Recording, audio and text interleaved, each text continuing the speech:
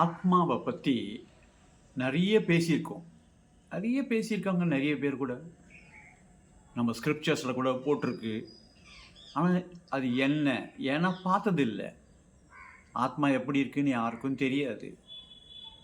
அந்த ஆத்மாவை நெருப்பில் போட முடியாது, வெட்ட முடியாது, நினைக்க முடியாது அப்படிலாம் வேதத்தில் சொல்லியிருக்கு.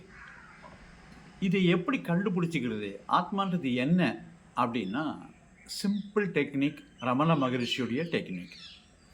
இப்போ இந்த ஷர்ட்டு இது என்னுடைய ஷர்ட்டு, இது என்னுடைய கங்கணம், இது என்னுடைய மோதிரம் அப்படின்னும் போது நானும் மோதிரமும் வேற, நானும் கங்கணம் வேற, நானும் ஷர்ட்டு வேற, வெவ்வேறு.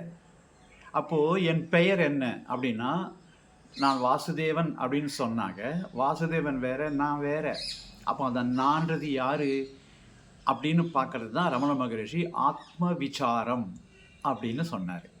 அதை ஆத்ம விசாரம் பண்ணணும் எப்படின்றது. ஆத்ம விசாரத்தை எப்படி பண்ணுவேன் அப்படின்னா, அதுக்கு நேத்தின்னு ஒரு பிரின்சிபல். நேத்தின்னா இது இல்லை, இது இல்லை. நான் பாடி இல்லை, நான் மனசு இல்லை, நான் இன்டலெக்ட் புத்தியும் இல்லை.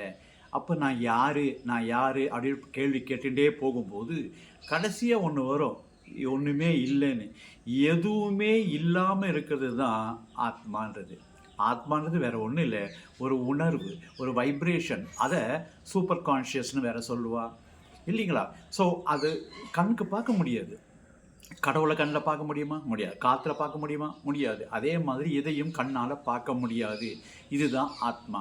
ஸோ இந்த ஆத்ம விசாரம் டெய்லி பண்ணிகிட்டே வந்தாக்க நீங்கள் ஞானியாகிறது ரொம்ப சுலபம். வேறு ஒன்றும் பண்ண வேணாம், இமயமலைக்கு போக வேண்டாம். ஆத்ம விசாரம் பண்ணி, இதுதான் ரமண மகரிஷியுடைய வார்த்தை. புரிஞ்சுதா? ஜெய் சாய்ராம்.